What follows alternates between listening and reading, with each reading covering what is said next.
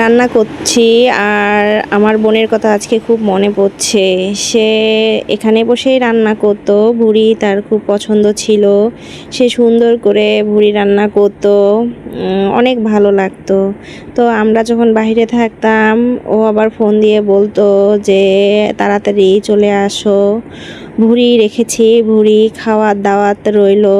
তো ওভাবে যখন বলে তখন আমরা আবার আসার চেষ্টা করি, যখনই সময় পাই চলে আসি। আমাদের জন্য ভুড়ি রেখে দেয়, তো আমরা এসে আবার সেই ভুড়ি খাই। তো আজকে ভুড়ি রান্না করছি আর ওর কথাই মনে পড়ছে।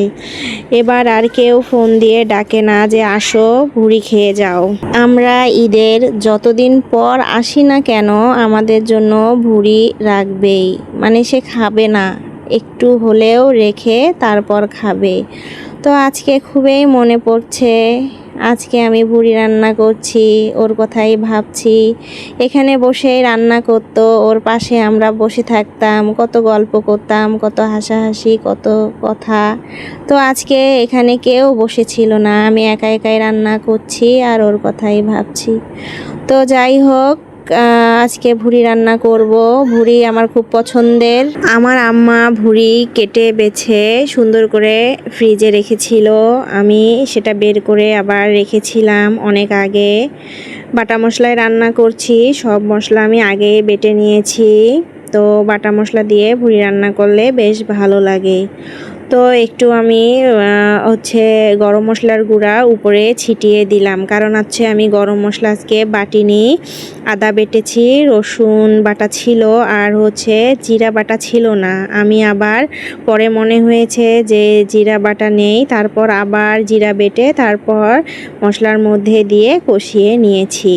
আর এখানে ভুড়িতে দেওয়ার জন্য আমার আম্মা ছোট ছোট করে আলু কেটে দিয়েছে। আমার আম্মা অবশ্য আমাকে অনেক সাহায্য করে, কেটে বেছে দেয়, ধুয়ে দেয়। আমি বসে বসে রান্না করি।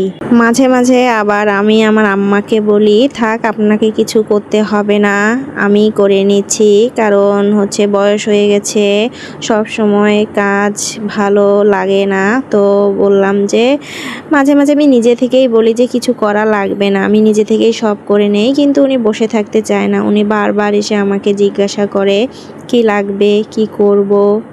এভাবে উনি আমাকে সাহায্য করে। তো ভুড়ি রান্না করলাম, আজকে আর কিছু রান্না করব না। এটাই ছিল আজকে আমাদের রাতের খাবার, ভুড়ি। আর সাথে একটু আমি আলু ভর্তা করেছি, ঝাল ঝাল করে একটু আলু ভর্তা করেছি। বোনের কথা ভাবতে ভাবতে ভুড়ির তরকারিটা আমি পুড়িয়ে ফেলেছিলাম। তো যাই হোক, ভালোই লেগেছে অবশ্য।